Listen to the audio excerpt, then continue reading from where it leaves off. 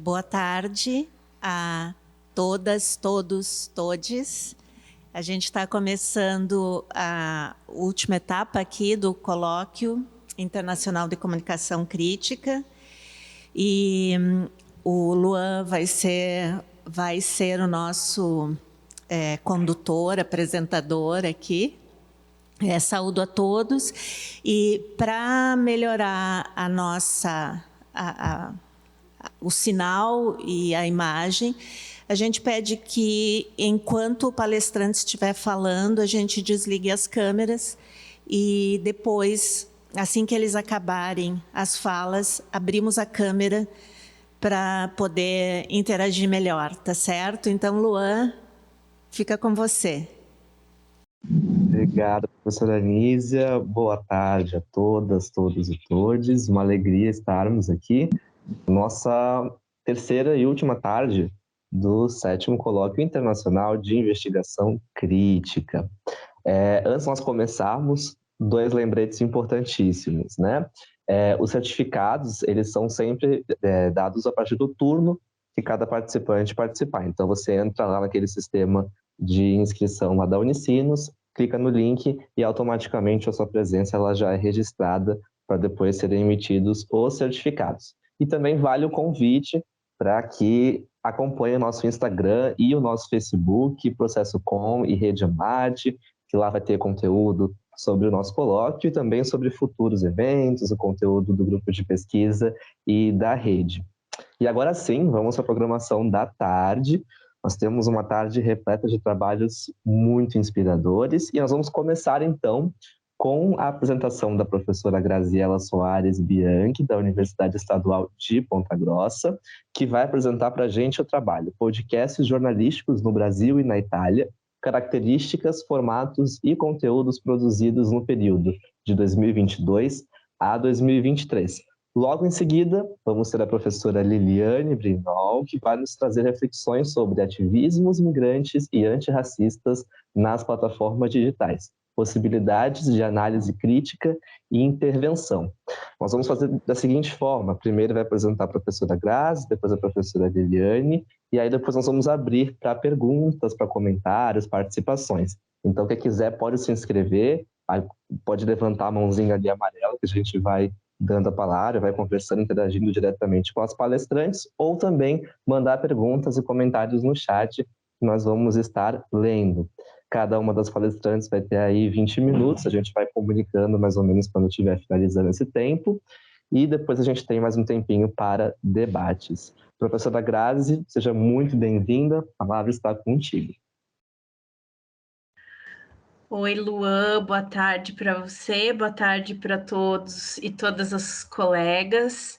É um prazer enorme aí poder participar com vocês novamente. Tenho participado aí da história desse evento, infelizmente com interrupções justamente nos 2 piores anos aí das nossas vidas, onde tudo foi muito difícil, mas que bom poder retomar agora e poder contribuir de alguma maneira e trocar ideia com os colegas e enfim, me sentir sempre pertencendo, né? Quando eu estou nos eventos do Processo Com e junto com os colegas todos que eu já conheço de longa data e os colegas que eu vou conhecendo aos poucos, os colegas que ainda não conheci, é sempre algo muito gratificante para mim, é um lugar onde eu me sinto realmente assim no meu máximo, no reconhecimento que eu fui tendo aí nos meus trabalhos, nas minhas pesquisas, e isso tudo eu devo ao Processo Com. Então, é uma satisfação muito grande poder estar compartilhando com vocês aí nessa tarde, ainda que a gente esteja um pouco distante, mas nesse momento, né, é importante isso também. Bom, como eu disse, eu tenho aí uma história de participação, não só no Processo Com, mas nesse evento em particular do colóquio. E aí eu estava tentando, de alguma maneira, fazer uma certa retrospectiva aí das minhas participações e pensando os temas que eu venho abordando.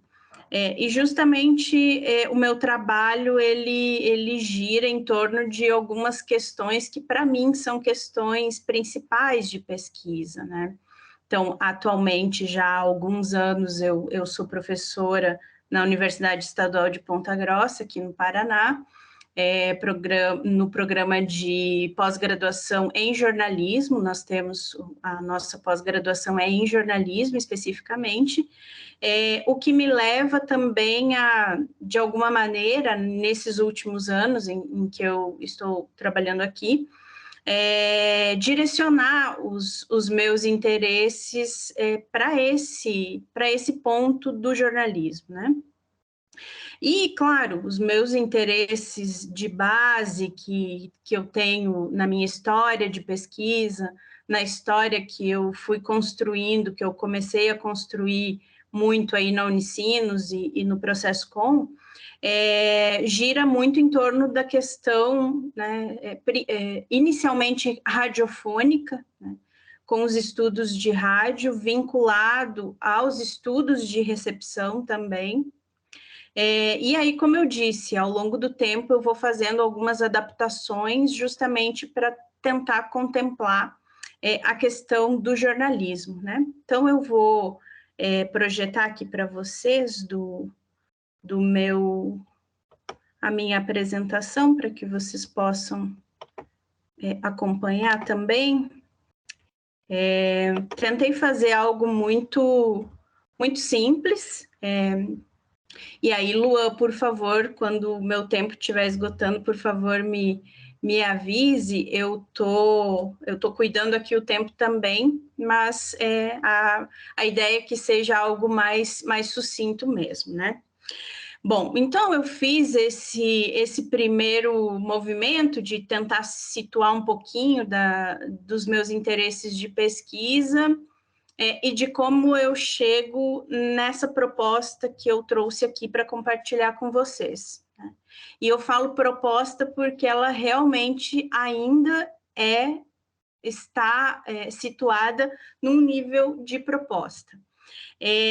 Depois aí de todos os percalços aí, especialmente dos últimos 2 anos, esse ano finalmente, ao que tudo está se desenhando e ao que tudo está sendo planejado e executado, eu terei aí a oportunidade de fazer o meu período de pós-doutorado, né? Então, isso deveria ter acontecido antes, não fosse a pandemia, mas vamos apostar aí que agora, esse ano, isso vai ser possível. Bom, e aí, essa é a proposta justamente que eu tenho para tentar, de alguma maneira, trabalhar em questões que, de alguma forma, eu já venho me interessando e já venho desenvolvendo alguns estudos ainda preliminares, mas que avançam, né? Então, nessa área do podcast, e, em especial, pensando os podcasts jornalísticos, né? Então, como eu falei para vocês, eu tenho muito interesse e tenho desenvolvido trabalhos na área de rádio, porém, a gente sabe que todo esse ambiente, todo esse desenvolvimento do contexto de áudio, né? Então, não só rádio jornalístico, mas um contexto em que o áudio tem uma importância crescente e tem desdobramentos que a gente vai observando aí ao longo das últimas décadas, isso acaba me interessando também. Não que o rádio tenha perdido interesse, muito pelo contrário, mas é importante que a gente tenha essa atenção para os desenvolvimentos que a gente tem como possibilidades outras dentro da ideia das sonoridades. Então, não só eu, né, como muitos pesquisadores, eu tenho um vínculo também com o grupo de rádio e mídias sonoras da Intercom, é um grupo aí que também tem uma participação muito importante nesse tipo de estudos, eu também me vinculo a eles, então a gente está situado nesse contexto. E aí, a minha escolha, nesse momento, é tentar pensar os podcasts brasileiros, algo que é um movimento que eu já venho, de alguma maneira, articulando, ainda que preliminarmente, e aí como uma proposta de tentar realizar uma articulação também com as produções na Itália. Uma vez que a minha proposta, justamente do meu período de pós-doutorado, vai ser na Universidade de Siena, na Itália, onde o meu supervisor é um dos pesquisadores no âmbito da Europa, que tem se ocupado muito do estudo dos podcasts nos últimos anos, o professor Tiziano Bonini. E nesse sentido, né, a gente já teve algumas aproximações em períodos anteriores e agora a proposta justamente de estreitar um pouco esses laços de estudos nos dois países e, né, contar com a colaboração e também as contribuições que eu possa ter lá, né? Então, esse é digamos, o percurso que chega para essa proposta que eu estou desenhando e que eu vou conversar aqui com vocês, né? Bom, aí assim, para a gente pensar inicialmente, o que a gente pode dizer? Os podcasts não são essencialmente um fenômeno novo, né? Não dá para dizer, ainda que a gente tenha razões para pensar que hoje a gente vive um momento muito peculiar dentro do desenvolvimento e dos processos de escuta dos podcasts, porém, eles não são exatamente uma novidade, né? Talvez a novidade justamente é o nível em que a gente se encontra hoje, o aumento das produções que a gente vem acompanhando, principalmente nos últimos 5 anos, e aí também a gente pensa que o período de pandemia, né, dos últimos 2 anos aí, teve um papel importante nesse sentido de um acréscimo nesse cenário, né, de produções que se tornaram ainda mais numerosas. Então, a gente tem todos esses aspectos, né, para que a gente considere. E aí, justamente, a gente vai ter nesses últimos anos, eu estou situando aqui talvez os últimos 5 anos, né, com uma presença cada vez maior, né? E não só presença, número de produções, mas também a aproximação com essa audiência, né? Com o público, e um conhecimento das pessoas e um contato das pessoas cada vez maior com esse tipo de produção, né? Então, é daí que a gente parte um pouquinho para pensar um pouco nesse fenômeno e como ele tem se apresentado para nós. Bom, e aí, assim, muito rapidamente, só para a gente situar, como eu disse, não é exatamente um fenômeno novo, a gente já tem aí, pelo menos, próximo, né? A gente está muito próximo de 2 décadas aí dos principais desenvolvimentos, um pouquinho menos, né? Mas mais de 15 anos, com certeza, desses primeiros movimentos. Pode falar. Prof, desculpa atrapalhar ela, só um instantinho. Pra gente aqui, nós consta ainda no slide 1 ainda. Não sei se tá trocando. Deixa eu voltar aqui, então. Certo. Bom, então, eu falava que a gente né, tem esse fenômeno aí já de um bom tempo, mas o que acontece? Nesses períodos iniciais que a gente tem um começo de desenvolvimento dos podcasts, primeiro que eles tinham características muito amadoras, né, de produções muito relacionadas ao entretenimento, né, muito vinculadas a isso, e ainda, se a gente for pensar, uma certa dispersão, talvez, falar até uma certa confusão, se a gente pensar no próprio movimento em que acontecia com o rádio, né? Se a gente for pegar aí os primeiros anos aí dos 2000 para frente, principalmente aí da 2005 para frente, mais ou menos nesse tempo, a gente vai ter, por exemplo, o desenvolvimento das web rádios, que foi um fenômeno sonoro que a gente teve. Fora as web rádios, a gente também passou a ter cada vez mais com o desenvolvimento de uma internet um pouco melhor no Brasil, as emissoras de rádio levando o seu sinal para a internet. As emissoras tradicionais levando o seu sinal para a internet.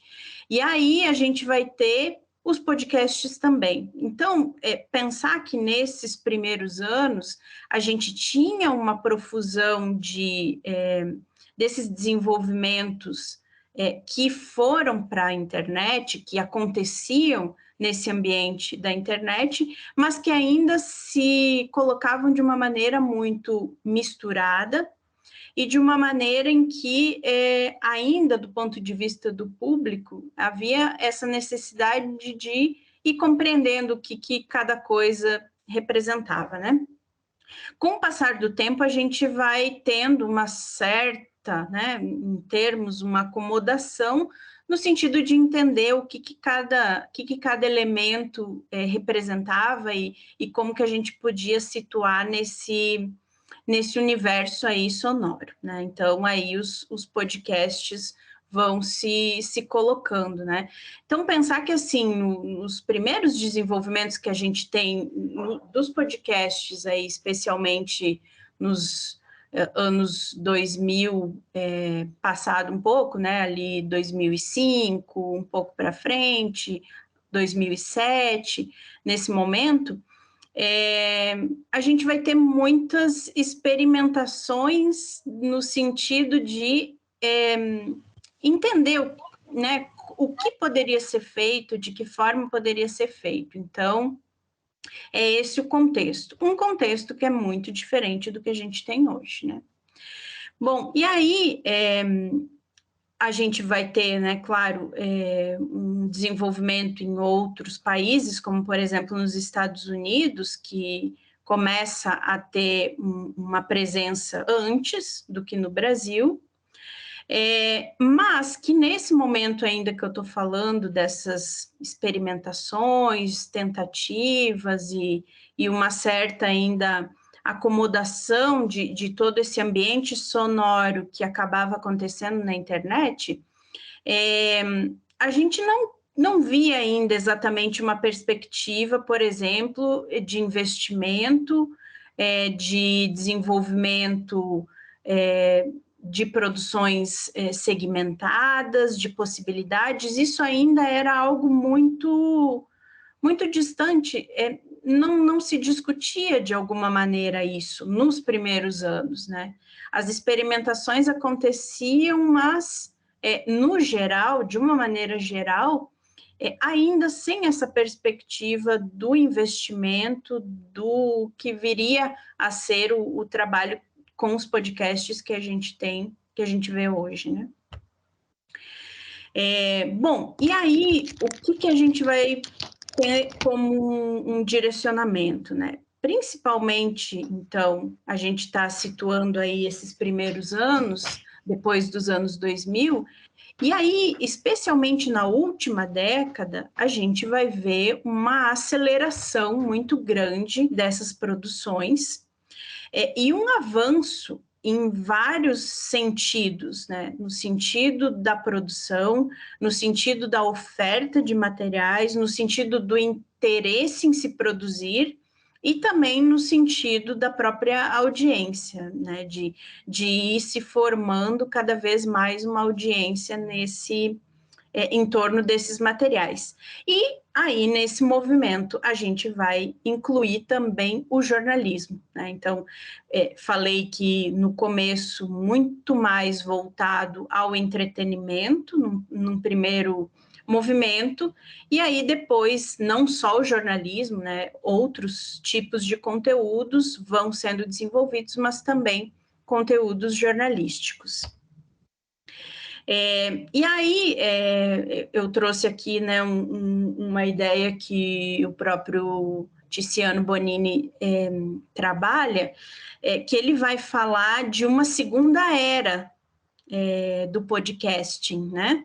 Ele vai falar especialmente a partir de 2012 nos Estados Unidos, então pensar especialmente essa última década mesmo, onde vai se observar muito mais esse investimento comercial e esse consumo mais massivo que passa a ser observado, né?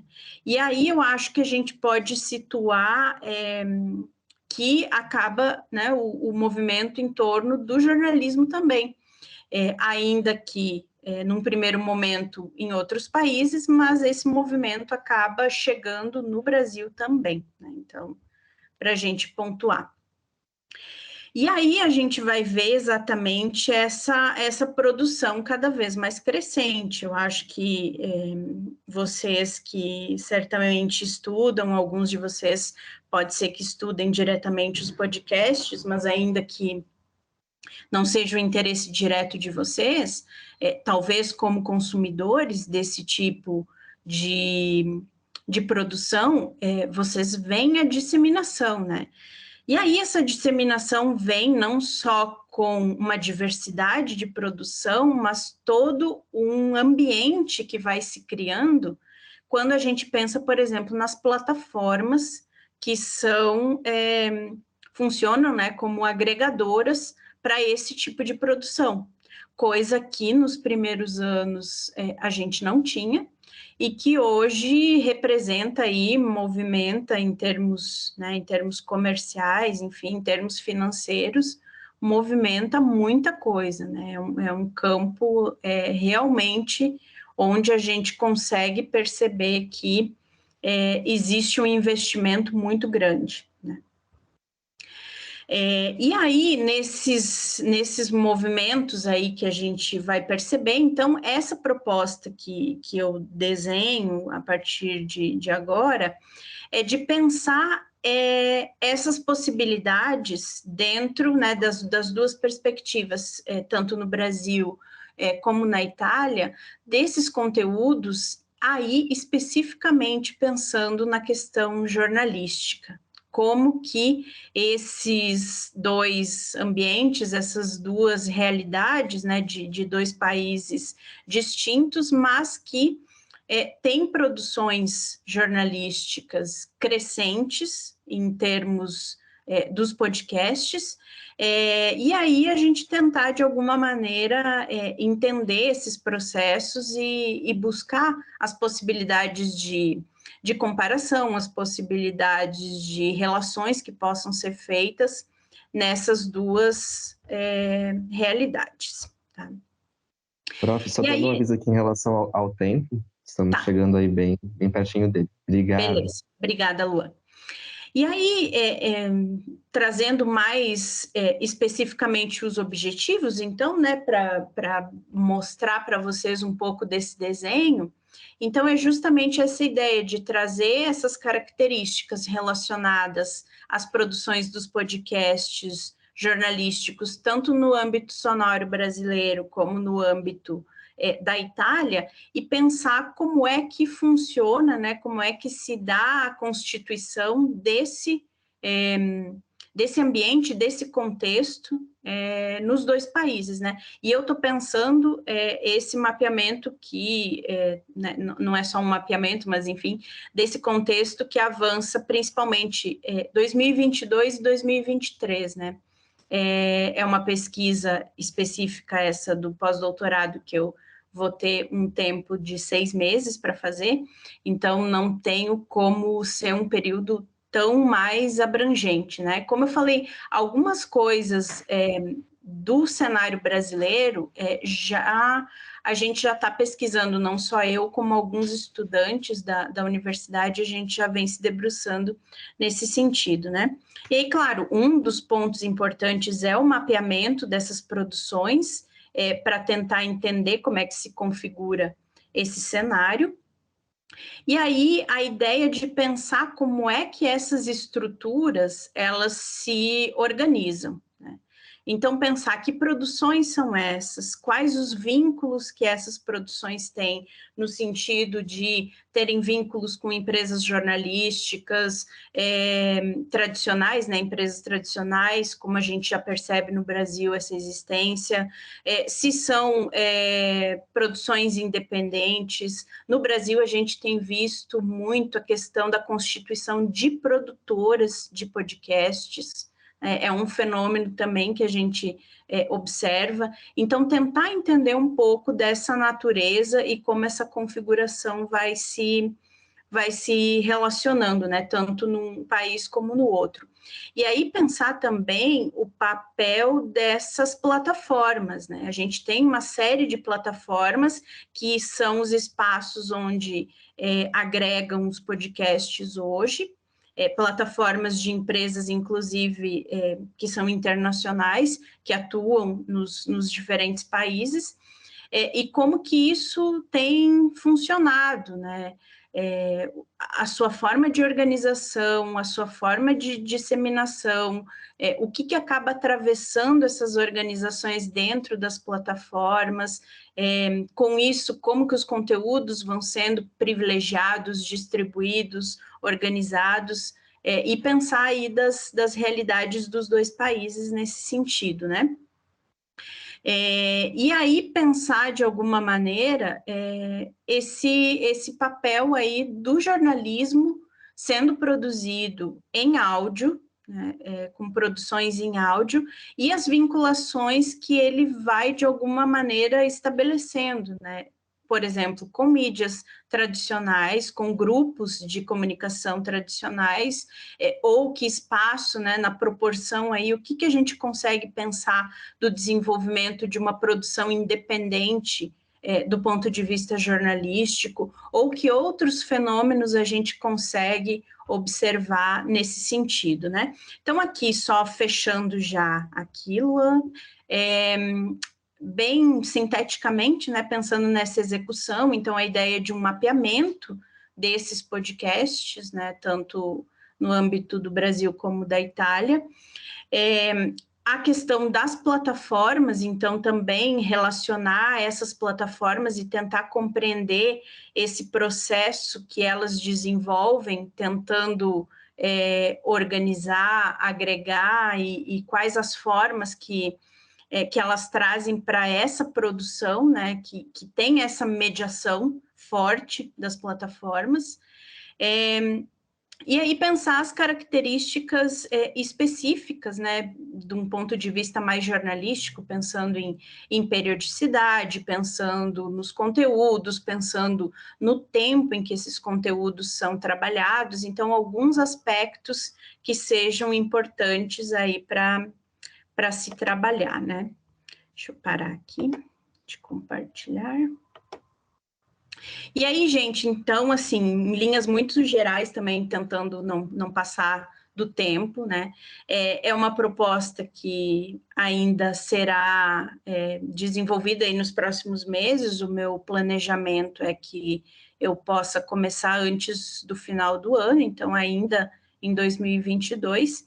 E aí, se tudo der certo, no próximo colóquio eu posso trazer os resultados aí desse trabalho que será realizado. Então, gente, agradeço muito aí pela atenção de vocês e fico à disposição. Obrigada. Muito obrigado, professora Graziela. Vamos, então, já passar para a professora Liliane e logo após a apresentação da professora Liliane, nós vamos fazer nossa rodada de perguntas. Então, quem tiver perguntas, comentários, pode deixar tanto no chat ou depois se inscrever aí levantando a mãozinha. Professora Liliane, é com a senhora. Quando estiver chegando perto dos 20 minutos, eu aviso. Seja muito bem-vinda ao nosso colóquio. Certo, obrigada então, Luan, obrigada aos colegas, né? Muito bom estar com vocês, ao convite, né? Da Nísia, da Giane, do Efendi, a oportunidade de estar agora nesse momento com a Grazi, nessa mesa, que foi minha colega no doutorado, né? Querida parceira aí de pesquisa e de alguma maneira compartilhando momentos de novos projetos, né? E eu também vou falar um pouquinho aqui da construção de uma problemática em torno do tema dos ativismos migrantes e antirracistas. Eu pergunto, é que eu não estou autorizada a compartilhar minha tela agora, talvez tenha que me dar alguma habilitação, eu tentei antes, Luan, e estava funcionando, agora está dizendo que somente organizadores e apresentadores podem compartilhar a tela. Agora sim, perfeito, obrigada. Então, eu vou apresentar, eu peço que você avise no caso de não estar passando, se tiver algum problema aqui no compartilhamento, tá bem? Pode deixar. Até porque agora eu já não enxergo mais vocês. Bom, eu tentei sintetizar e trazer alguns tópicos aqui para melhor aproveitar o tempo que nós temos de interlocução, que é sempre muito rico. Nas outras vezes em que participei do colóquio, sempre me gera novas questões para discutir nas orientações, nas nossas pesquisas. Não pude acompanhar como gostaria as mesas anteriores, estive atenta mais especialmente ontem à tarde, mas em função das aulas e das outras demandas, infelizmente não consegui estar em todos os momentos aqui, vou ver se eu consigo recuperar as discussões depois. Do que eu vou falar, né, e da onde parte essa discussão sobre os ativismos migrantes e antirracistas nas plataformas digitais. Eu coloco, para iniciar um pouquinho do contexto, né, do grupo de pesquisa que eu coordeno desde 2014 no programa de pós-graduação em comunicação da UFSM, Universidade Federal de Santa Maria, no interior do Rio Grande do Sul, onde eu estou agora, né, nesta tarde ainda gelada, mas ensolarada aqui em Santa Maria, o que nos anima um pouquinho mais depois dos últimos dias, que foram bem, né, tensos em termos do clima aqui no sul do Brasil. Esse grupo de pesquisa, eu tenho orientado trabalhos de iniciação científica no âmbito do mestrado e também do doutorado, além das pesquisas coletivas que a gente vem desenvolvendo, né, em duas linhas de investigação prioritárias, a questão da comunicação em rede, usos sociais da internet e identidades contemporâneas, e movimentos sociais em rede, cidadania e usos sociais das tecnologias. De alguma maneira, a gente parte, então, da compreensão, quando está pensando a comunicação em rede, os movimentos sociais, esses movimentos sociais contemporâneos, não mais organizados exclusivamente a partir de uma base institucional, mas cada vez marcados, mais, né, marcadamente articulados pela formação de redes e das lógicas comunicacionais que vão impactar os movimentos sociais, implicando em modelos renovados também de participação cidadã, nos quais a comunicação e a comunicação midiática, as tecnologias digitais vão ter um papel fundamental. Então, combinada esse conjunto de questões, também ganham destaque pesquisas que relacionam mídia e migrações contemporâneas, né, especialmente questão relacionada às identidades migrantes e os usos sociais da internet, para a construção de espaços de participação cidadã, que tem sido o eixo assim, das pesquisas que eu desenvolvo desde o doutoramento, né, com orientação da Denise Kogo, aí também na Unicinos, quando tive mais oportunidade de colaborar mais de perto e participar das atividades também do processo COM.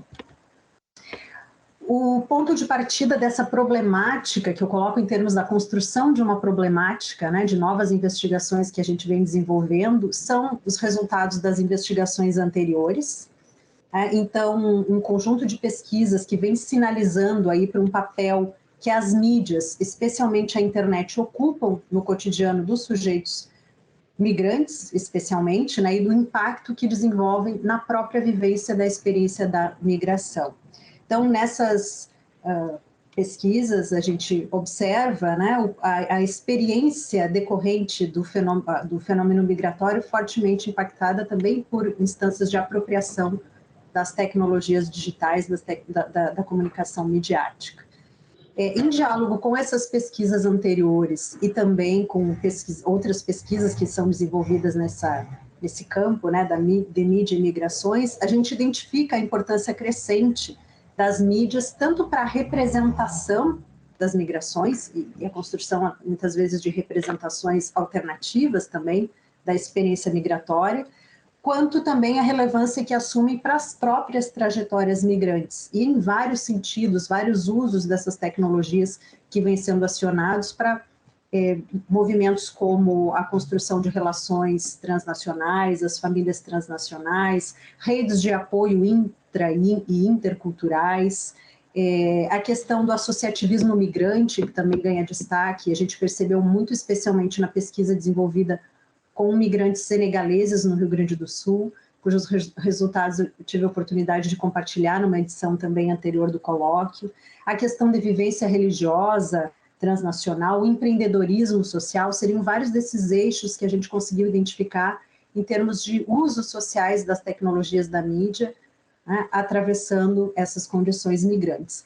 E especialmente, e aí entra o tópico, né, dessa nova problemática de pesquisa, especialmente a questão da cidadania, ou das cidadanias migrantes e políticas de posição antirracismo. Essas imagens, inclusive, são de mobilizações de coletivos senegaleses no contexto aqui do Rio Grande do Sul, que a gente pôde acompanhar mais de perto, né, na pesquisa que já foi concluída, e tanto com postagens nas redes sociais online, quanto manifestações, mobilizações nas ruas, né, em função de episódios de preconceito, de discriminação, até de violência sofrida pelos migrantes.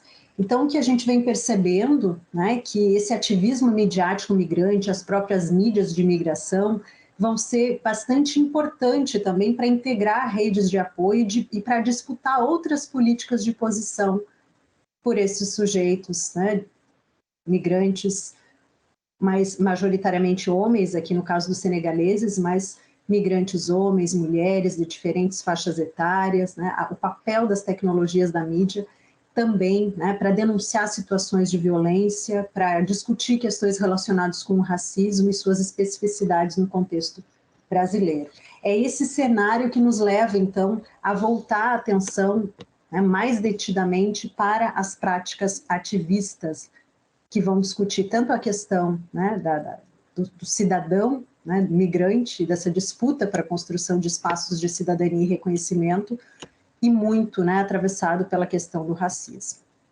Então, surgem a definição de novos objetivos, que é onde a gente situa uma pesquisa mais recente, né, que busca discutir sobre as apropriações das mídias por ativistas que atuam no enfrentamento do racismo e da xenofobia, mas tentando entender também e avançar nas reflexões sobre as disputas de poder no contexto dessas tecnologias, especialmente das plataformas digitais, de maneira a refletir sobre os limites e as potencialidades de seus usos em ações diretas de mobilização e transformação social. Visto que muitos dos coletivos migrantes estão presentes nas mídias digitais, especialmente em ambiências das redes sociais online e em plataformas proprietárias, onde a gente sabe há uma série de restrições e direcionamentos em termos de usos, né? De que ativismo nós estamos falando e como articular essas ações ativistas considerando, né, essas restrições impostas pelas lógicas das próprias plataformas.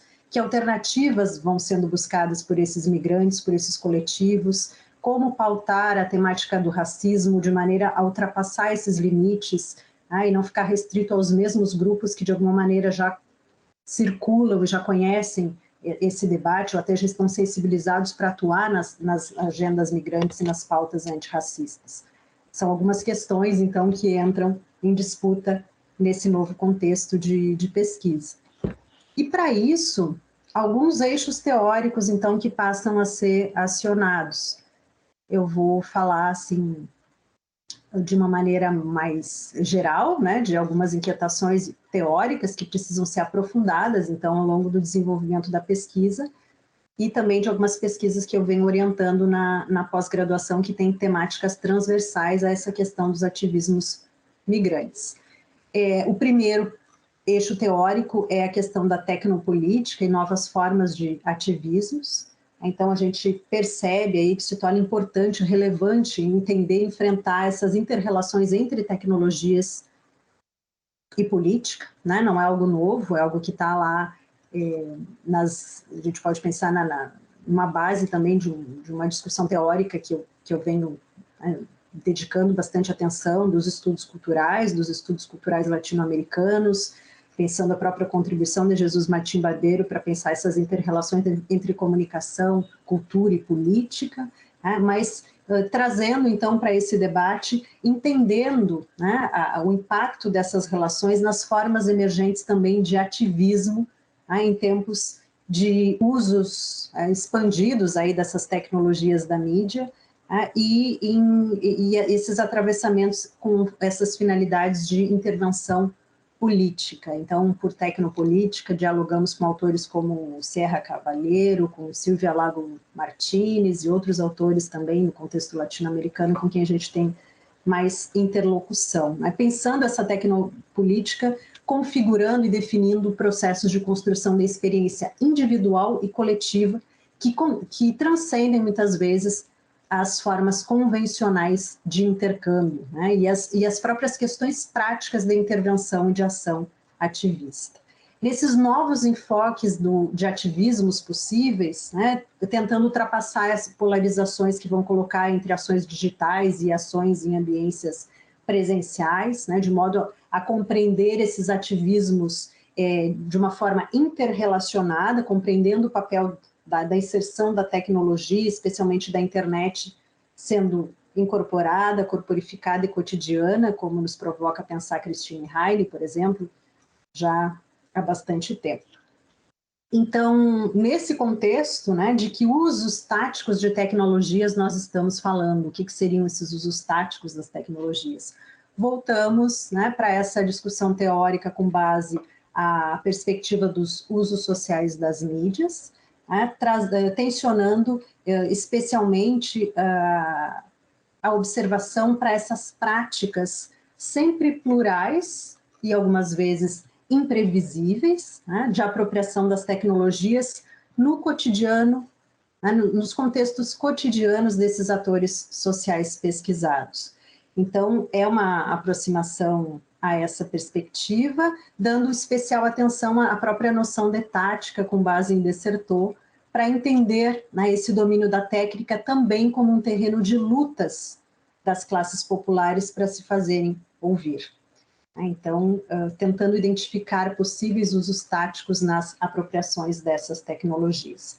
Sem desconsiderar, no entanto, né, um contexto de assimetria entre produção e uso dessas mesmas tecnologias, né, num contexto de plataformização da sociedade, em que a gente vê uma concentração do acesso também pelos próprios coletivos ativistas em um conjunto de plataformas proprietárias, né, e bastante restritas em termos de lógicas, de programação, capacidade de interferência, né, do ponto de vista dos usos, de que ativismos nós estamos falando e quais são as efetivas possibilidades de intervenção desses sujeitos com relação ao domínio dessa técnica. Então, esse é um ponto que também chama atenção e exige um enfrentamento, uma reflexão teórica, um aprofundamento maior dessas questões. Então, não desconhecemos, né, dessa perspectiva, tentando, né, entender, né, esse cenário de concentração das grandes organizações da mídia que monopolizam os acessos e impõem regras de mercado, né, até mesmo para as próprias lógicas ativistas, né, num mercado em expansão e pouco regulamentado, especialmente no caso brasileiro. E um outro ponto, né, também complementar a essa discussão teórica, é aprofundar o debate em torno das lutas migrantes e antirracistas, do que nós estamos falando. Então, é quase como uma agenda de estudos, né, que eu mais ou menos sinalizei aí nesses 4 tópicos, de questões que precisam ser consideradas nessa temática. Falamos dessas lutas migrantes e nos aproximamos de uma discussão que ela já bastante elaborada, se a gente for pensar na própria discussão da sociologia das migrações, né, como campo de estudos, mas referindo novas identidades políticas, coletivas, que envolvem o agenciamento dos sujeitos políticos, dos migrantes, né, como sujeitos políticos, que se organizam para defender-se muitas vezes contra as próprias leis, né, e práticas sociais que os mantêm em regimes de exclusão, né, sempre à margem, em um processo de constante, né, construção desse sentido do estrangeiro, né, daquele que precisa ficar à margem, como eu dizia. Então, essas lutas são entendidas, assim, como ativistas que mobilizam um repertório renovado aí de ações, de práticas, de ações diretas, e nesse sentido, ativistas, né, que buscam, então, diminuir o impacto dessas exclusões ou denunciar essas exclusões e buscar, né, disputar outros sentidos de reconhecimento e de participação cidadã na nossa sociedade. Com isso, a gente... Oi. Desculpa Sim. interrompê-la.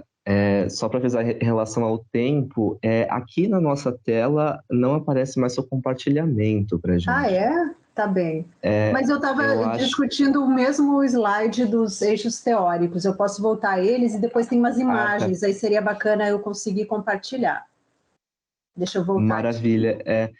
Para a gente aqui aparece professora Maria Cristina compartilhando. Acho que a gente vai... É mesmo? Acho que congelou agora a imagem. Peraí, vou ver aqui. Vamos já... Está compartilhando a própria tela do Teams. Coisas que acontecem na tecnologia, né? Eu vou parar de da gente destacar. Bastante. Pronto, agora eu acho que a senhora consegue compartilhar com a gente. Tá, sem problemas. Aí temos aí mais uns 3 minutinhos, tá bom? Uhum. No meu eu tinha 5, Lucas, o teu relógio está me roubando. Mas podemos ir ajustando, É para ter um bom tempo de debate depois. Tá bem. Eu vou passar para as imagens, então. Maravilha. Voltamos a ver o compartilhamento. Obrigado. De alguma maneira eu já falei, né, sobre o deslocamento da questão, então esse conjunto de discussões teóricas como um grande mapa, assim, conceitual, para a gente adensar essa discussão sobre os ativismos midiáticos, os ativismos migrantes e antirracistas, que nos levam a esse deslocamento, a esse conjunto de questões que nos inquietam neste momento, né? Entre elas, é possível sustentar a possibilidade de apropriações das tecnologias digitais em rede que incidam sobre práticas xenófobas ou racistas que sofrem essas comunidades migrantes? Sobretudo, do ponto de vista dos próprios sujeitos, né? Enquanto ativistas, que caminhos aí, nos aproximando dessa noção desses usos táticos das tecnologias, eles constroem para driblar as imposições, muitas vezes, e as limitações da ordem técnica, e efetivamente incidir, né, em ações diretas de combate ao racismo, de reflexão, né, de disputas, muitas vezes, em situações como a gente teve na pandemia, para que os migrantes fossem percebidos enquanto cidadãos, né, e sujeitos de demandas aí em termos de políticas públicas em uma situação de crise sanitária, entre outras tantas questões, né? Que táticas podem ser apropriadas para ampliar as ações desses coletivos migrantes para além das suas próprias redes de apoio, seriam outras questões. O que incide também em deslocamentos e desafios metodológicos, sobre os quais a gente pode falar. E eu trago, para concluir, algumas observações exploratórias, né, para dar concretude, então, a essa dimensão desse ativismo migrante do que estamos falando e da incidência nas lutas antirracistas, o lamentável, né, muito triste e violento caso da morte do refugiado da República Democrática do Congo, o Moise Kabagambi, eu não lembro agora, em janeiro de 2022. Né? É uma situação em que a gente pode perceber, né, essa articulação em rede dos migrantes, não apenas eles, mas a construção de redes de movimentos sociais, mobilizando atores sociais diversos em torno da situação, né, que foi a morte desse refugiado no Rio de Janeiro, na Barra da Tijuca, né, num quiosque na praia, brutalmente assassinado, né, e rapidamente houve, então, essa mobilização que ganhou uma dimensão nacional, né, articulando movimentos pelos direitos da população negra, migrantes e também moradores do Rio de Janeiro. A gente conseguiu perceber o acionamento do que é chamado de um ativismo de hashtags, até recuperando toda a mobilização que houve em torno do Black Lives Matter, né, Vidas Negras Importam, também Justiça por Moise, uma problematização das relações entre o racismo e a xenofobia no Brasil, que foi muitíssimo importante para discutir especialmente esse caso, né? Várias discussões até na mídia tradicional, no jornalismo profissional, né, de que o que aconteceria se no lugar de um refugiado congolês fosse um turista, sei lá, norte-americano morto a pancadas na praia no Rio de Janeiro, né? Então isso coloca em xeque toda uma crítica, né, em torno do mito do Brasil acolhedor e mostra a importância desse tipo de articulação que, claro, ultrapassa o ativismo dos migrantes, mas um chamamento para a não naturalização da barbárie que nos provoca esse tipo de incidência. Então é um caso muito emblemático para a gente colocar em tensionamento algumas das questões que a gente vem construindo nesse projeto. É isso, obrigada. E aí fico à disposição para a gente poder conversar. Muito obrigado, professora Liliane e professora Grazi.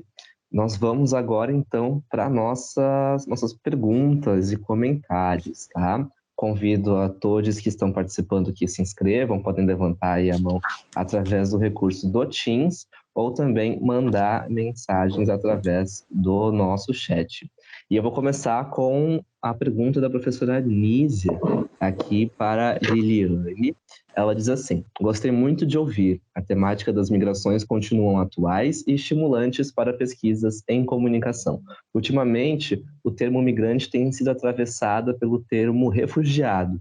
Como você entende o atravessamento desses conceitos? Eu vou aproveitar já para a gente fazer uma rodada aqui de perguntas, aproveitar que também o pessoal está se inscrevendo aqui ainda para levantar a mão, e fazer um breve comentário, uma breve pergunta para a professora Grazi também.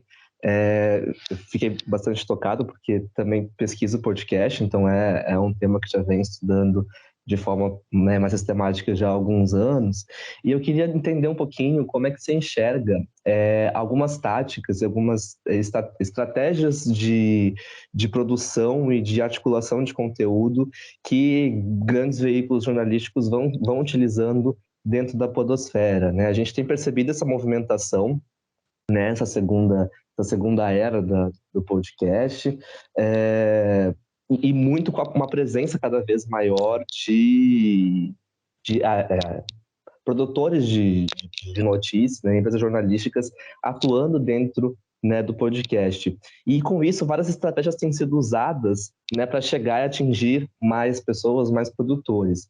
Entre elas, né, uma das mais recentes é aqueles cortes que a gente tem visto no YouTube. Aliás, o uso do YouTube também se caracteriza como uma grande estratégia também, porque a gente também tem visto cada vez mais podcasts que não somente têm trabalhado com o áudio, mas também com vídeo, e podcasts que estão sendo transmitidos, inclusive, ao vivo, e que depois ficam à disposição no YouTube. Depois tem os canais específicos de cortes, que já têm, em alguns casos, passado a audiência e o número de inscritos em relação ao canal original, né, o canal principal. Então, eu queria que você dissesse como é que você tem enxergado um pouquinho essas estratégias que têm sido utilizadas dentro dessas plataformas, e uma forma também para chegar e alcançar mais um outro público que às vezes não tinha esse conhecimento, não tinha essa aproximação com o podcast. Fica essas primeiras perguntas para a professora Liliane, a professora Grazi, e mais uma vez o convite para quem quiser fazer mais perguntas aqui no nosso chat ou levantando a mão e abrindo o microfone. Vai lá, Grazi. Pode começar. Tá bom. Eu acho que eu perdi um pouquinho porque eu dei uma leve caída, mas eu acho que eu entendi o que você quis dizer, Luan. Se faltar alguma coisa, depois você me fala. Bom, eu acho que tem uma discussão aí que alguns colegas já têm se debruçado, mas eu acho que ainda por ser um fenômeno que está acontecendo, eu diria que talvez esse nos últimos 2 anos mais fortemente, né? Que é o que as pessoas, no geral, e mesmo os realizadores, os produtores, estão considerando como podcast, né? Eu acho que essa é uma questão. Então, assim, e a gente vai precisando, né? Então, assim, primeiro a gente estava numa discussão de rádio é podcast, o que rádio e podcast acabam tendo em termos de diferenças, né? Então, a gente teve aí, continua um debate nesse sentido de pensar rádio tem as suas características, podcast tem as suas próprias, podcast não é rádio, ainda que a gente compartilhe com o rádio de uma série de características, né? Então, assim, é uma discussão, talvez essa que veio primeiro, não considero que ela esteja superada, porque volta e meia a gente tem que voltar nisso, e eu acho que tudo bem, eu acho que a gente realmente precisa discutir, não, se é algo que não está ainda pacificado, a gente precisa discutir. E aí, num segundo movimento, e esse que eu digo que eu vejo muito acontecendo agora, especialmente nos últimos 2 anos, talvez, um pouquinho mais, talvez, é isso que você se refere, né? Produções em que eles se denominam como podcasts, e tem muito lógicas que vão trabalhar no sentido do que alguns podcasts vêm realizando, mas que eles têm como talvez o seu principal atrativo para a audiência e tudo, a questão de ser um material que também é disponibilizado no audiovisual. E aí, para mim, já é outra coisa.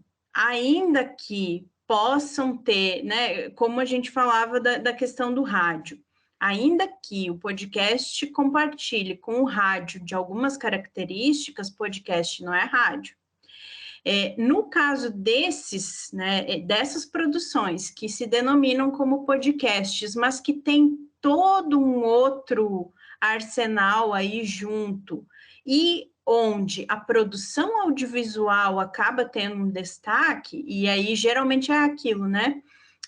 O cenário de entrevista, um cenário de, pensando aí nos formatos tradicionais do radiojornalismo, um formato de mesa redonda, onde as pessoas vão discutir, mas que a audiência vai ter a possibilidade de acompanhar de uma perspectiva audiovisual, seja para acompanhar o momento em que a gravação acontece, então acompanhar ali no mesmo momento, seja para acompanhar depois em outras plataformas de vídeo, né? Então, me parece que a gente tem aí uma série de hibridizações que acontecem. E eu acho que, assim, não estou dizendo que, nossa, não estou defendendo preciosismos aqui. Só que eu acho que a gente precisa ir ao longo aí dos espaços dando nome para essas coisas, entendendo esses fenômenos e talvez para os nossos estudos, para o nosso melhor entendimento, e até para a gente trabalhar, inclusive na sala de aula. Ontem mesmo eu estava dando aula de radiojornalismo, e muito interessante, né? Dando aula para o primeiro ano de jornalismo. E aí um estudante que ingressou agora na universidade, aí ele me fez a seguinte pergunta: professora, mas não tem no rádio, olha como é que foi o raciocínio dele, não tem no rádio alguma coisa também assim que eles fazem podcast? Daí eu falei, do que você está falando? Que você está querendo entender? Daí ele falou, não, é que assim, no rádio também tem entrevistas como nos podcasts. Então, na verdade, qual é, né? Um menino de 17 anos, que tem um contato já muito mais com o podcast do que com o rádio tradicional, e aí pensar quais são os gêneros dentro do rádio, né? Então, eu acho que, assim, até para a gente trabalhar em sala de aula, para a gente trabalhar nas nossas pesquisas, e para a gente entender esses movimentos, é importante que a gente situe bem esses fenômenos que estão acontecendo, né? E aí pensar o que significa essas produções que o pessoal está chamando de podcast, mas que é uma produção audiovisual também. Pode ser um podcast, mas é pensado como uma produção audiovisual. E aí a gente pensando, né, que nos estudos de rádio, nos estudos sonoros, você tem muito demarcado a questão da sonoridade, justamente. Ainda que sempre a gente reconheceu a ideia dos próprios estudos no audiovisual, que vão trabalhar justamente com som e imagem. E agora parece que a gente tem esse novo contexto aí de uma certa hibridização, de algumas mesclas, e que está tendo muito público, em que principalmente o público mais jovem está tendo muito acesso a esse tipo de produção. Então, é algo que a gente precisa aí ficar de olho, e que está acontecendo muito, muito agora, assim, né? Um fenômeno muito, muito atual.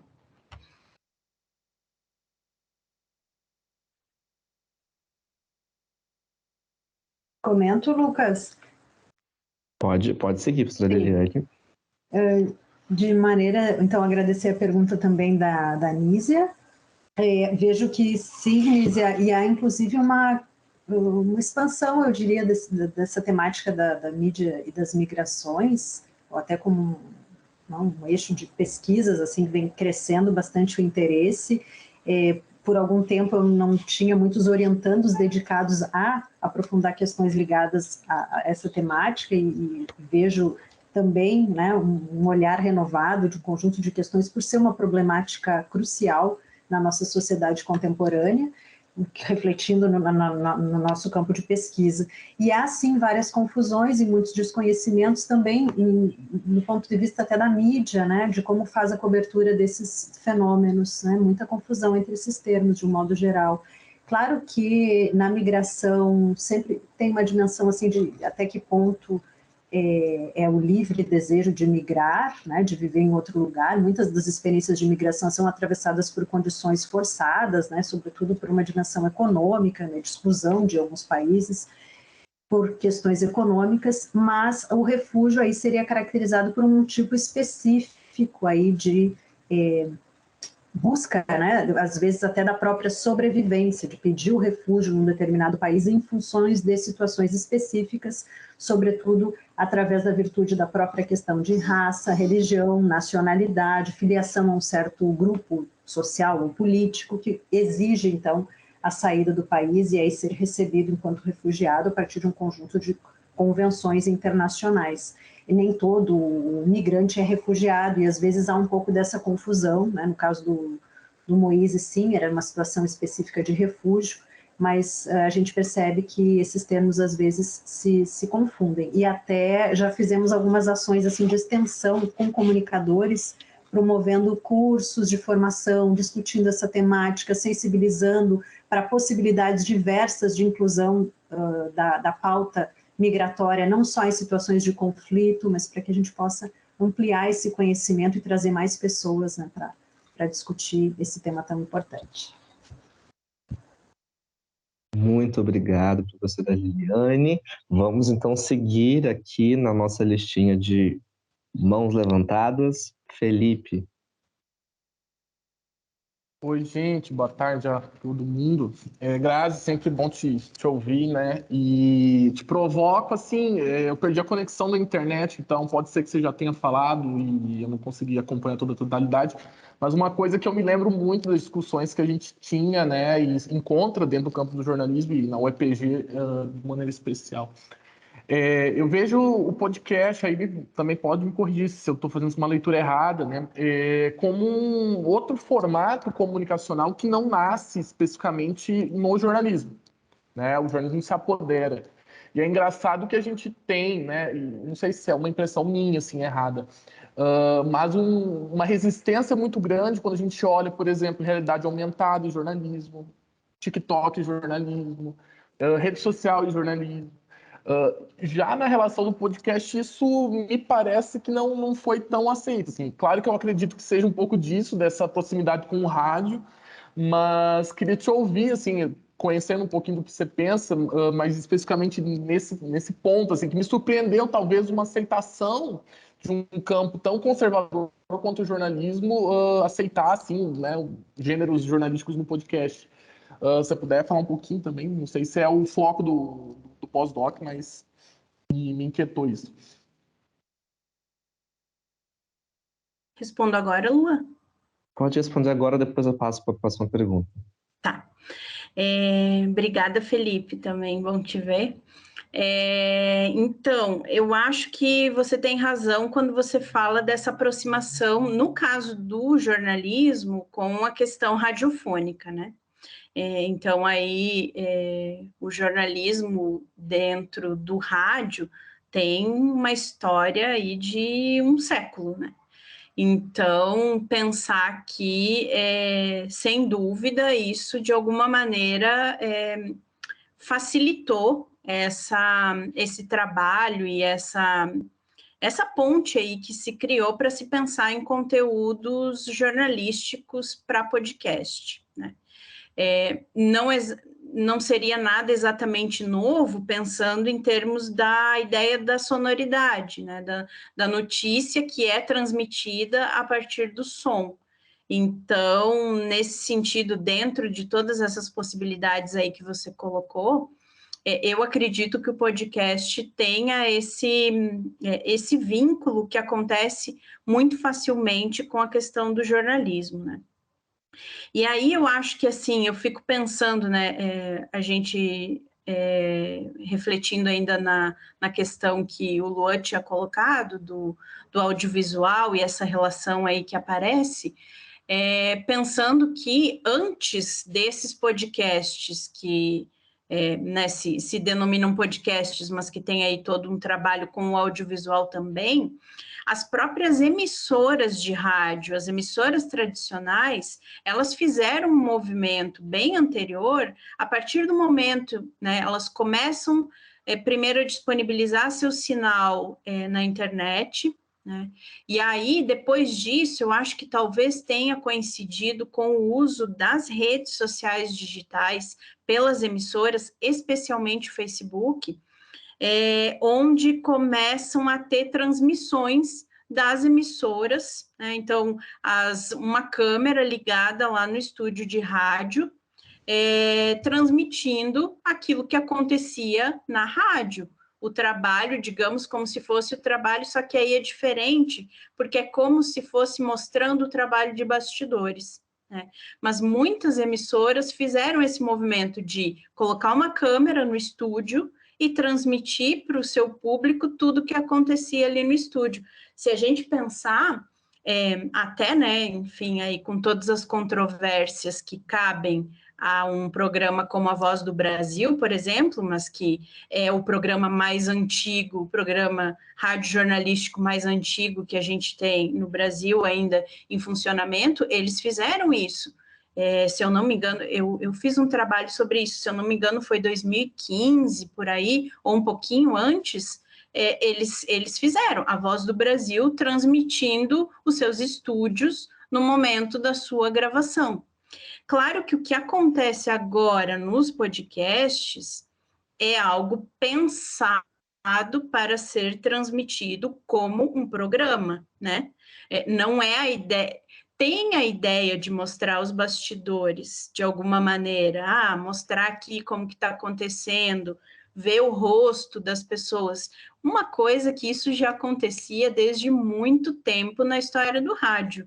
Se a gente pensar desde as revistas do rádio, lá nas décadas de 40, 50, onde era uma forma das pessoas verem os artistas que se apresentavam no rádio. os próprios programas de auditório que na sua época tinham sucesso, porque as pessoas queriam ver as pessoas que faziam o rádio. Então, nesse sentido, a gente não tem uma grandíssima novidade, mas a novidade é essa apropriação do audiovisual, obviamente, né? A gente pensa hoje na transmissão de plataformas enormes como o YouTube, por exemplo, e tudo o que ele acaba, né, trazendo e proporcionando. Então, assim, tem várias coisas aí para pensar, né? Mas eu acho que você tem razão quando você fala dessa aproximação, que tem a ver muito com a questão do radiojornalismo mesmo, né? E que aí com os podcasts isso vai ser algo mais, não sei, naturalizado, talvez, alguma coisa nesse sentido. Obrigado, professora Grazi. Vou passar a palavra para o professor Effendi para finalizarmos a rodada de perguntas. Estava agradecendo Liliane e Graziella pela colaboração com o colóquio, né? Muito obrigado pela participação, sempre importante. Eu queria colocar para Liliane, nesta situação atual, né, de catástrofe pandêmica e catástrofe ecológica, porque teremos um século XXI muito complicado em termos dos equilíbrios e da existência ecológica, e por outro lado, a lógica do extermínio físico da humanidade que se intensifica a partir dessa expansão muito ambiciosa da OTAN na Europa, na Ásia, no mundo, né? 795 bases militares. Só na Itália, que a Grazi vai para o pós-doc, tem 118 bases militares, um território do tamanho do Rio Grande do Sul, então imaginemos o que isso significa, né?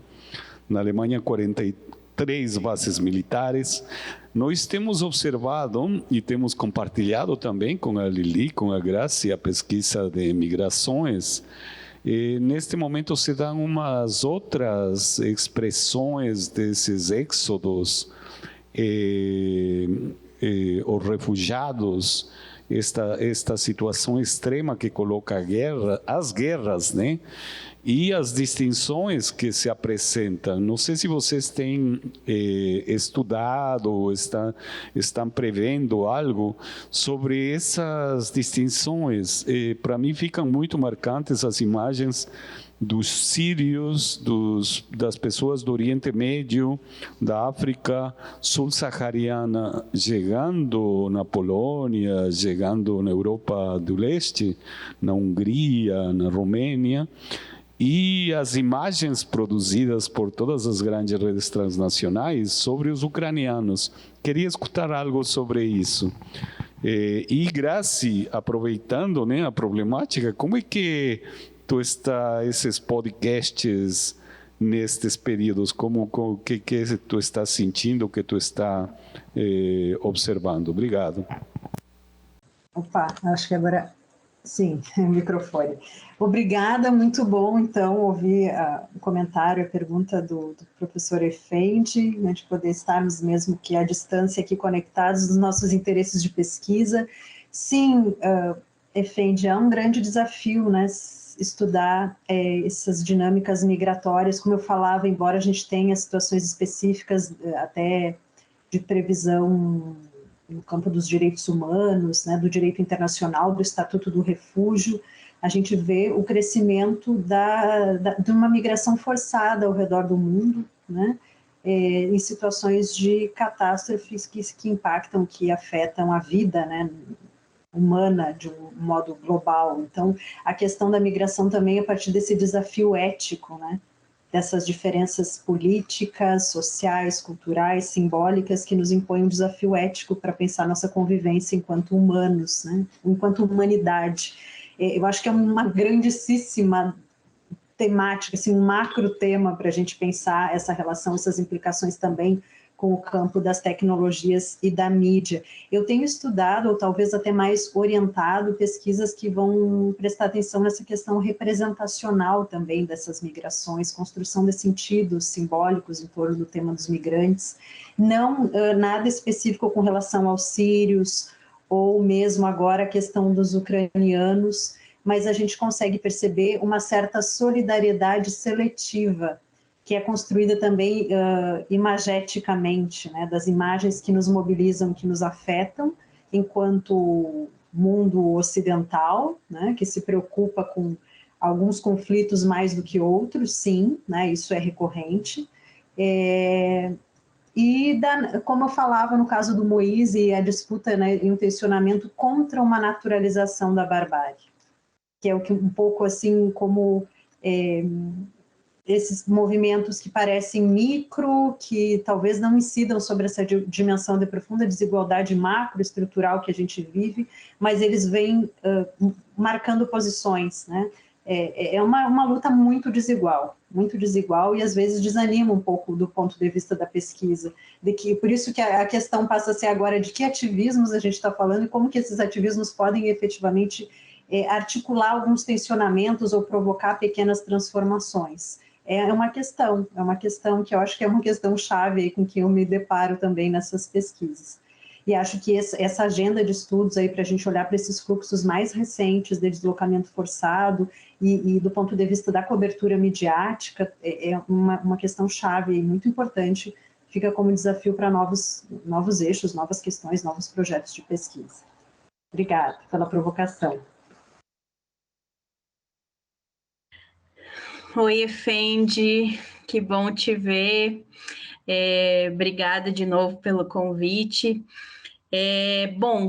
Do que a gente tem observado, né, principalmente nesses movimentos iniciais, é uma profusão grande de possibilidades quando a gente pensa nos podcasts jornalísticos, especificamente, né? Então, a gente vai ter muito forte uma presença de empresas jornalísticas, empresas de comunicação já consolidadas, já tradicionais, e que aí vão desenvolver esses conteúdos em podcast, né? Sejam conteúdos dando conta mais do jornalismo do dia a dia, do factual, e aí geralmente vão ser podcasts mais rápidos, de uma duração mais curta, né? Tanto quanto também materiais mais longos, com desenvolvimento de reportagens maiores, com investigações maiores. Então, a gente vai ver e aí pensar que essas empresas, né, já estão inseridas nesse contexto do jornalismo e já têm essas bases para poder desenvolver e fazem isso, né? Então, a gente vai ver esse movimento.